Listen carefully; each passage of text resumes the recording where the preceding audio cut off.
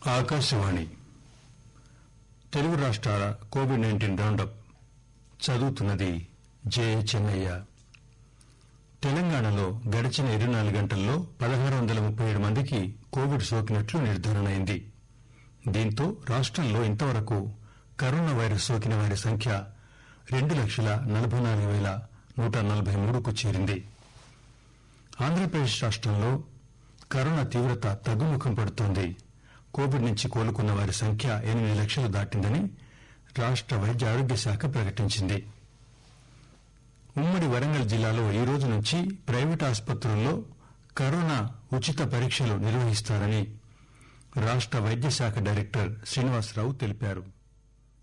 Corona రహిత గ్రామాలే లక్ష్యంగా వైద్య సిబ్బంది విధులు నిర్వర్తించాలని రాజన్న సిరిసిల్ల జిల్లా మలేరియా ప్రోగ్రాం అధికారి శ్రీరాములు సూచించారు. వివరాలు. తెలంగాణ రాష్టంలో గడిచిన 24 గంటల్లో 1637 మందికి కోవిడ్ సోకినట్లు నిర్ధారణ అయింది. దీంతో రాష్టంలో ఇంతవరకు కరోనా వైరస్ సోకిన వారి సంఖ్య 2,44,143కు చేరింది. రాష్ట వైద్య ఆరోగ్య శాఖ ఈ ఉదయం విడుదల చేసిన తాజా బులెటిన్ ప్రకారం రాష్టంలో నిన్న 45,000కు పైగా పరీక్షలు నిర్వహించగా వారిలో 1637 మందికి కొత్తగా కరోనా పాజిటివ్ నిర్ధారణ అయింది. కోవిడ్ నుంచి నిన్న మరో 1,273 మంది కోలుకున్నారు. దీంతో రాష్టంలో కోవిడ్ రికవరీల రేటు 92.03%గా కొనసాగుతోంది. ఇంతవరకు కోలుకున్న వారి సంఖ్య 2,24,686కు పెరిగింది. దీంతో ప్రస్తుతం రాష్టంలో 18,100 యాక్టివ్ కేసులున్నాయి. వీరిలో 15,000 మందికి పైగా హోం ఐసోలేషన్లో ఉన్నారు. కాగా నిన్న మరో 6 మరణించడంతో రాష్టంలో కోవిడ్ ఇతర సమస్యలతో మరణించిన వారి సంఖ్య 1,357గా నమోదైంది. ఇలా ఉండగా జీహెచ్ఎంసీ పరిధిలో తాజాగా 292 కరోనా పాజిటివ్ కేసులు నమోదయ్యాయి. గడిచిన 24 గంటల్లో రంగారెడ్డి జిల్లాలో 132, మేడ్చల్ మల్కాజిగిరి జిల్లాలో 129, భద్రాద్రి కొత్తగూడెం జిల్లాలో 118 మందికి కోవిడ్ నిర్ధారణ అయింది. నల్గొండ జిల్లాలో 101 మందికి, కరీంనగర్ జిల్లాలో 90 మందికి కరోనా వైరస్ పాజిటివ్ నిర్ధారణ అయింది. ఖమ్మం జిల్లాలో 74, సూర్యాపేట 45, వరంగల్ అర్బన్ 56 కోవిడ్ కేసులు కొత్తగా నమోదయ్యాయి. ఆంధ్రప్రదేశ్ రాష్టంలో కరోనా తీవ్రత తగ్గుముఖం పడుతోంది. మరోవంక రాష్టంలో కోవిడ్ నుంచి కోలుకున్న వారి సంఖ్య 8 లక్షలు దాటిందని రాష్ట వైద్య ఆరోగ్య శాఖ ప్రకటించింది. గత 24 గంటల్లో రాష్ట వ్యాప్తంగా 3,700 మంది కోలుకోవడంతో రికవరీల సంఖ్య 8,02,325కు పెరిగింది. మొత్తం కేసుల్లో 97% కోలుకోగా 0.8% మంది మృత్యువాత పడ్డారు. రాష్టంలో కొత్తగా నమోదవుతున్న కేసుల కంటే కోలుకుంటున్న వారి సంఖ్య ఎక్కువగా ఉంటుంది. సోమవారం ఉదయం నుంచి మంగళవారం ఉదయం వరకు రాష్టంలో 84,534 శాంపిల్స్ ను పరీక్షించగా 2,849 మందికి పాజిటివ్ గా నిర్ధారణ అయినట్టు వైద్య ఆరోగ్య శాఖ వెల్లడించింది. దీంతో మొత్తం బాధితుల సంఖ్య 8,30,731కి చేరుకుంది. తాజాగా చిత్తూరు జిల్లాలో అత్యధికంగా 436 కేసులు నమోదు కాగా కృష్ణాలో 421, తూర్పుగోదావరిలో 394, పశ్చిమ గోదావరిలో 386, గుంటూరులో 277 మంది కరోనా బారిన పడ్డారు. గత 24 గంటల్లో రాష్టంలో మరో 15 మంది కరోనాతో మృతి చెందారు. దీంతో మొత్తం మరణాల సంఖ్య 6,734కు పెరిగింది. ప్రస్తుతం 21,672 మంది కరోనాకు చికిత్స పొందుతున్నారు. ఉమ్మడి వరంగల్ జిల్లాలో ఈ రోజు నుంచి ప్రైవేటు ఆసుపత్రుల్లో కరోనా ఉచిత పరీక్షలు నిర్వహిస్తారు. నిన్న జిల్లా వైద్య అధికారులతో రాష్ట వైద్య శాఖ డైరెక్టర్ శ్రీనివాసరావు కోవిడ్ సీజనల్ వ్యాధులపై నిర్వహించిన సమీక్ష సమావేశంలో ఈ మేరకు నిర్ణయం తీసుకున్నారు. ప్రపంచవ్యాప్తంగా మరోమారు కరోనా ప్రభావం పెరుగుతున్న నేపథ్యంలో రానున్న 3 నెలల్లో తీసుకోవలసిన చర్యలపై సమావేశంలో చర్చించారు. ఈ సందర్భంగా రాష్ట వైద్య శాఖ డైరెక్టర్ మీడియాతో మాట్లాడుతూ ప్రజలు ఎంతమాత్రం అజాగ్రత్తగా ఉండరాదని విజ్ఞప్తి చేశారు.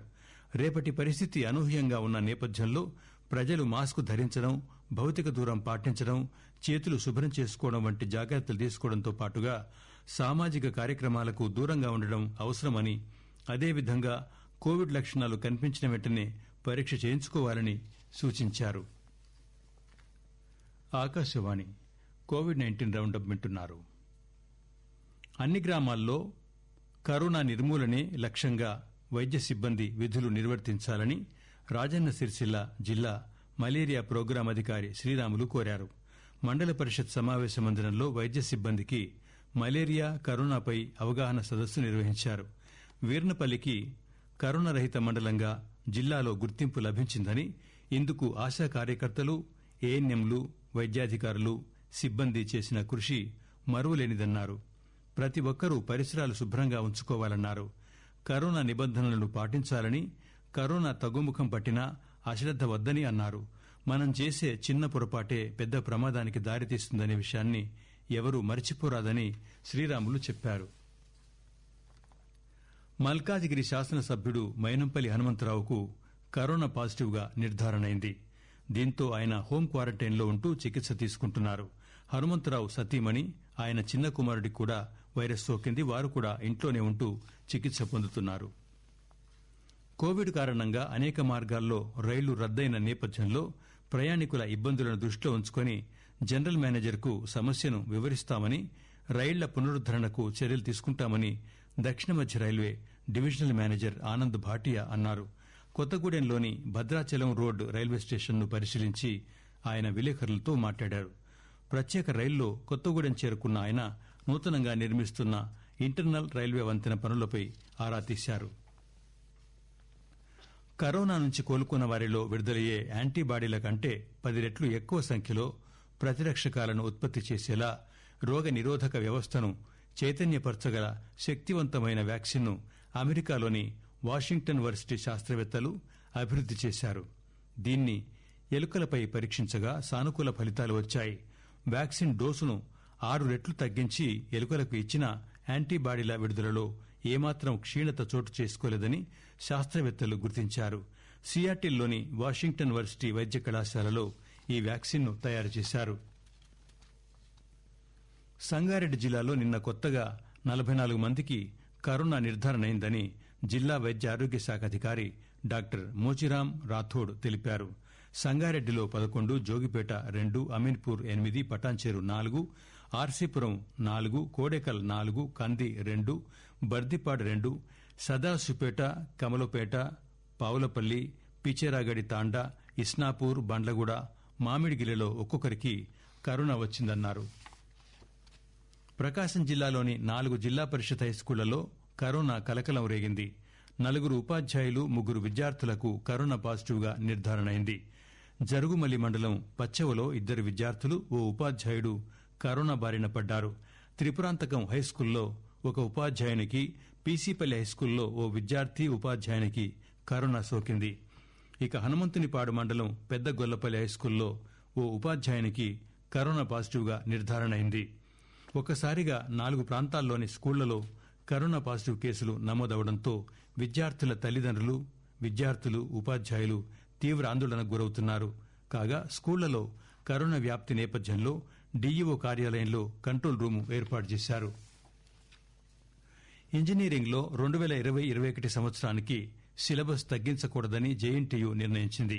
కరోనా వల్ల మొదటి ఏడాది తరగతులు ఆలస్యమైన కారణంగా సిలబస్ కుదించి సెమిస్టర్లు నిర్వహిస్తారని భావించగా, ఇందువల్ల విద్యార్థులు నష్టపోయే అవకాశం ఉన్నందున సిలబస్ కుదించకుండా పూర్తి స్థాయిలో బోధిస్తూనే విద్యా సంవత్సరం పూర్తి చేయాలని జేఎన్టీయూ నిర్ణయించింది.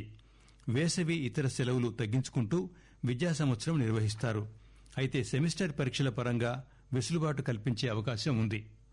ఇంజనీరింగ్ విద్యా సంవత్సరాన్ని డిసెంబర్ 1 నుంచి ప్రారంభించాలని ఏఐసీటీఈ ఇటీవల ఆదేశాలు జారీ చేసింది. దీనికి తగ్గట్టుగా జేఎన్టీయూ అధికారులు మొదటి ఏడాది తరగతులు ప్రారంభించేందుకు సన్నాహాలు చేస్తున్నారు. ముఖ్యాంశాలు మరొకసారి. తెలంగాణలో గడిచిన 24 గంటల్లో 1637 మందికి కోవిడ్ సోకినట్లు నిర్ధారణైంది. దీంతో రాష్టంలో ఇంతవరకు కరోనా వైరస్ సోకిన వారి సంఖ్య 2,44,143కు చేరింది. ఆంధ్రప్రదేశ్ రాష్టంలో కరోనా తీవ్రత తగ్గుముఖం పడుతోంది. కోవిడ్ నుంచి కోలుకున్న వారి సంఖ్య 8 లక్షలు దాటిందని వైద్య ఆరోగ్య శాఖ ప్రకటించింది. ఆకాశవాణి తెలుగు రాష్ట్రాల కోవిడ్-19 రౌండప్ సమాప్తం.